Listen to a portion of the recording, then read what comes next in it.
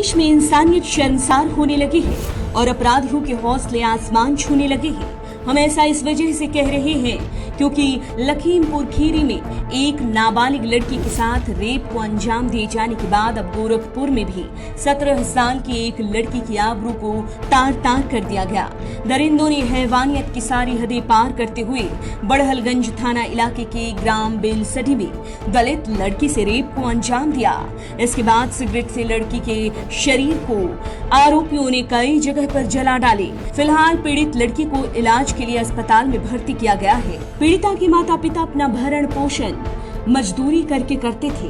पीड़िता के पिता के मुताबिक बीते शनिवार को रात 8 बजे के करीब लड़की अपने घर के सामने ही हैंड पंप से पानी भरने के लिए निकली कि तभी अर्जुन निषाद नाम के शख्स ने अपने साथी के साथ बाइक से आकर लड़की का मुंह दबाकर उसे उठा ले गया।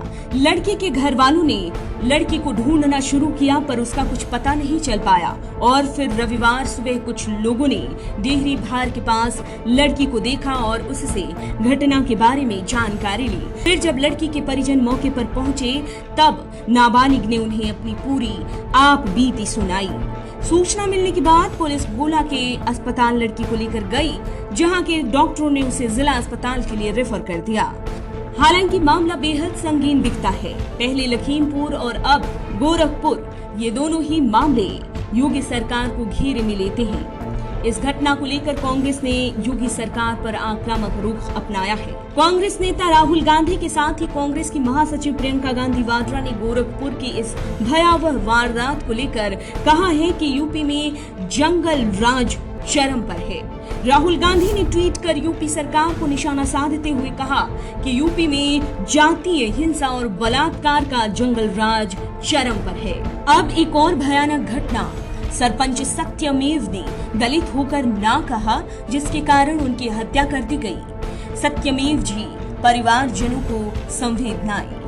तो वहीं प्रियंका गांधी वाड्रा की तरफ से कहा गया कि बुलंदशहर, हापुड़, लखीमपुर खीरी और अब गोरखपुर, इस तरह की लगातार घटनाओं से साबित होता है कि उत्तर प्रदेश सरकार महिलाओं को सुरक्षा देने में पूरी तरह से विफल रही है। कानून का डर अपराधियों के मन में नहीं है, जिसकी वजह से अपराध की विभत्स से विभत्स घटनाएं महिलाओं के खिलाफ घटती ही जा रही है। प्रियंका ने तो योगी सरकार को सलाह तक दे डाली कि न तो सुरक्षा पुलिस और प्रशासन दे पा रहा है, न ही उचित कार्रवाई की जा रही है। कानून व्यवस्था की यूपी सरकार समीक्षा करे और महिलाओं की सुरक्षा से जुड़े हर एक कदम को गंभीरता से उठाए। आपको लखीमपुर खीरी की वारदात के बारे में भी जानकारी दे देते हैं, जिसमें दरिंदों ने एक नाबालिग दलित लड़की को अपने वहशीपन का शिकार बना लिया और दरिंदगी की सारी हदें पार कर दी।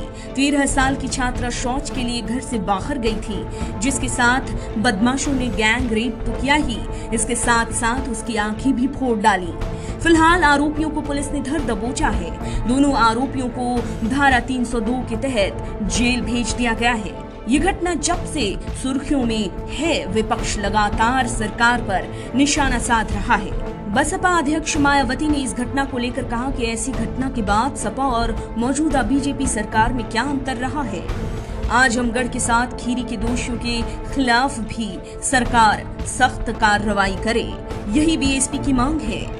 देखना ये होगा कि इन घटनाओं पर कब तक विराम लग पाता है, क्योंकि योगी सरकार हमेशा ही दावा करती रही है कि उसके शासन में प्रदेश में व्यवस्थाएं बेहतर तरीके से चल रही हैं, लेकिन इस तरह की घटनाएं सरकार के दावों को खोखला दिखाती हैं। जरूरी है तो हैवानों और दोषियों के खिलाफ उचित कार्रवाई किए जाने की।